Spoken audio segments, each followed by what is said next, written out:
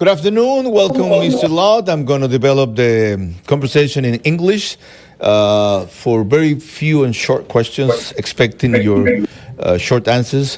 Thank you for your time. I know you're doing a tour on US right now, and you have a conference in 4 minutes. Yeah, let me translate in Spanish for a while. Bienvenido, señor Lott.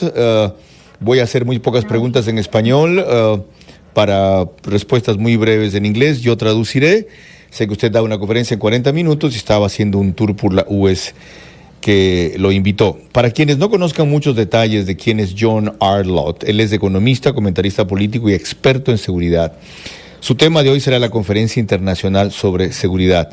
Y entre las cosas más destacables de su background, él es presidente de Crime Prevention Research Center desde enero 21 del año pasado hasta ahora. First question, what's your approach to security to countries like Ecuador in these special circumstances? Primero, ¿cuál es su aproximación al tema de la seguridad en países como el Ecuador en estas circunstancias tan especiales? Right. Well, thank you very much for your time. I think it's pretty straightforward. You make it more risky, more difficult for criminals to go and commit crime. You have higher arrest rates, higher conviction rates, longer prison sentences. And you also can make it so that the victims themselves can go and protect themselves. Things that you can do to make it riskier for criminals to commit crime will reduce the amount of crime that you have. And there's many ways that you can do that in terms of having more police, making sure the police are better armed or have the tools that they need to have.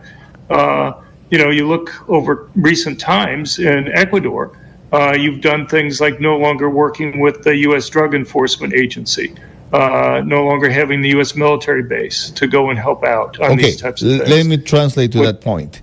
Dice Mr. Lott, he's an economist really, él es un economista, que lo que hay que hacer es que resulte mucho más riesgoso para un criminal cometer sus fechorías. Por ejemplo, tener cárceles mucho más seguras, tener penas mucho más largas, permitir que los ciudadanos puedan estar armados y en general dotar y equipar a la policía, así como tener la ayuda adicional que se había desechado con la DEA, por ejemplo, con la Drug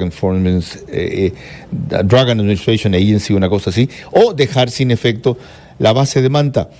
Pregunto, now I ask, being this so logic, why is it that countries don't understand it and don't do it? Well, I mean, you have, even in the United States, you have a number of district attorneys around the country who are refusing to prosecute violent criminals. You've had police budgets being cut. And then people are surprised that you have an increase in crime. But I think anybody who's had children, know that you have to set boundaries and they have to realize that there's going to be consequences when they go and do bad things. Unfortunately, one of the bizarre things that happens in the United States, for example, is that people say they're concerned about the criminals. And I can understand that. But at the same time, who are the victims of the criminals? And it's not just the direct victims of the criminals.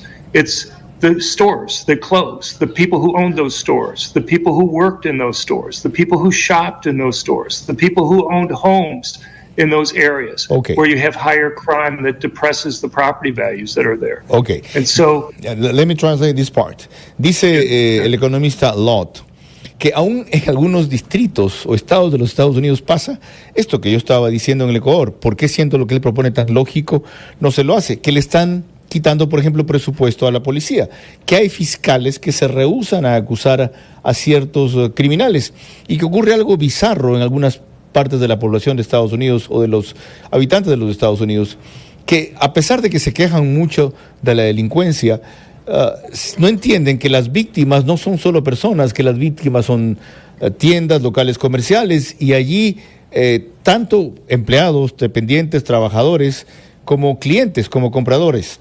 Do you think El Salvador is an alternative for Latin American countries like ours, being a democracy but going to those streams to be successful?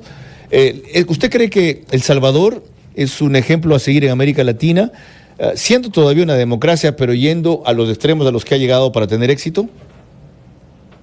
Right. Well, I mean, one country that I'm more familiar with right now is Brazil. I mean, under Bolsonaro, you had about a 660% increase in the number of Brazilians that were legally licensed to own a gun. And at the same time, the murder rate fell by about 34%. It was just one example of how you can make it costly for criminals to go and attack victims if the victims are able to go and defend themselves. Now, Lula has obviously changed those policies, moving it back very dramatically in the other direction. Ok, dice el economista Lott que él está mucho más familiarizado con el ejemplo de Brasil, que Bolsonaro, con su política de favorecer el porte de armas de los ciudadanos calificados, consiguió que más o menos un 60% pudieran acceder a eso y el índice de criminalidad cayó un 34%, que así se puede disuadir más a los delincuentes de que puedan delinquir. One last question. Why is your visit so short? Is it possible that for another time you will be here 2 or 3 days? ¿Por qué su visita tan corta? ¿Hay la posibilidad de que algún otro rato venga por 2 o 3 días? I think that's very likely.